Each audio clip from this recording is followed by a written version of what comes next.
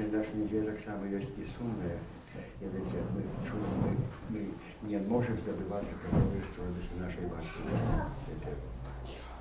Где людей без отповедного суда, без доказу, личная смерть, только деля, не знаю, деля политических, через их амбиции одного человека. Я маю на увечье теперь этих двух молодых людей, которые теперь были забиты. Без справедливого судового процесса, то теперь уже на свете, дякую Богу, больше и больше людей понимают, что есть затройка познания покарания смерти. Покарание смерти есть покарание. Покарание быть такое, как человек, який не зробив нечто древнее, мог не в час покаяться и стать зажать, и погодиться и с людьми, и с Богом. Раз ты его забьешь, ты ему отбираешь эту возможность. Пам'ятаєте, справа життя і смерті, правда, нашого життя, і завжди Бог нам дав життя, Бог нам у свой час забирает все. А мы не имеем права. Так что за покарание смертью заправляешь великим злочинством. И великая кривда человека, его не робишь, бо ты не даешь ему часу. Каённого зробил нечто древнее, покаяться, правда, и погодиться и с людьми, и с Богом завещанным. И тому покарание смерти есть нечто страшенное. И бачите, себя уже амаль на всем свете, амаль, что уже тут в Европе ни день нема покарания смерти. В Европе только одна Беларусь осталась. Но вот Россия и Тая установила мораторий, даже затримание, как не было кары смерти. И здається, что на Украине так само. Так что один и Беларусь. Дело чего? Дело амбиций хворой одного человека. Так. Будем молиться за этого человека, Бог его так само просветлил. Мы, как Бог, будем собой. Сегодня будем особенно так само.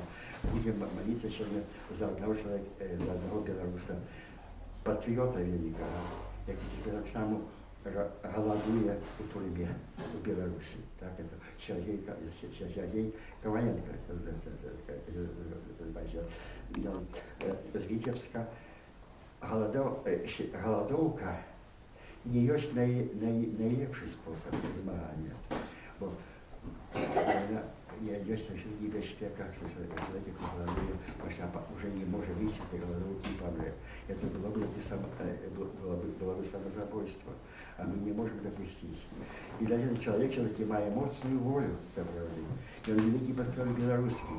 И тому будем молиться, как он вышел из этого состояния, поразганной голодовки сам, и он может подкреплить для Беларуси и для людей, как он жил.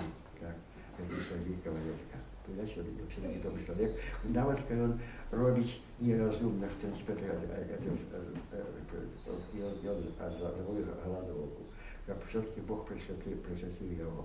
Вот это так самое геройское. Не каждый может себе позволить без этого. Это геройское, что ты. Я думаю, что мы не имеем права сами себе так само шпашковать своему житию.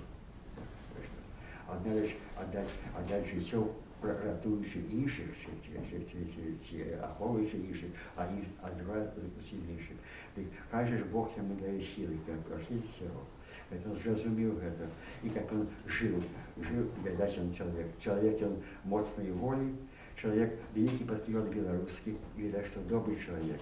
А как он жил на радость усім Божий принести шмат, це при житті больше користі, як живий, він принесе больше користі для своего народу, для своей семьи, як я напевно, так само себе, чим коли он так помре. Будем за його молиться.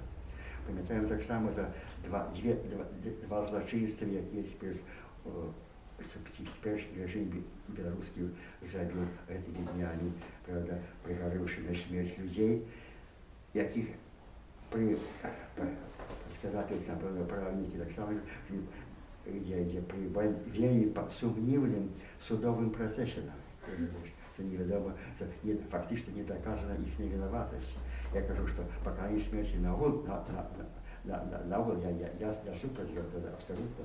Але jeszcze при гэтым еще это фальшиво, это фальшиво, когда не было судового процесса, так это здесь просто злочинство великое. Да. Эти бедные двух молодых белорусов теперь потерпели. Памятаем их так само в молитвах, и особенно их семьи, их бедная матка, это Владислава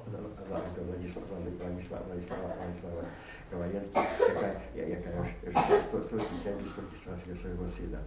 Правда, будем памятать и ей так само в наших молитвах сегодня. Да.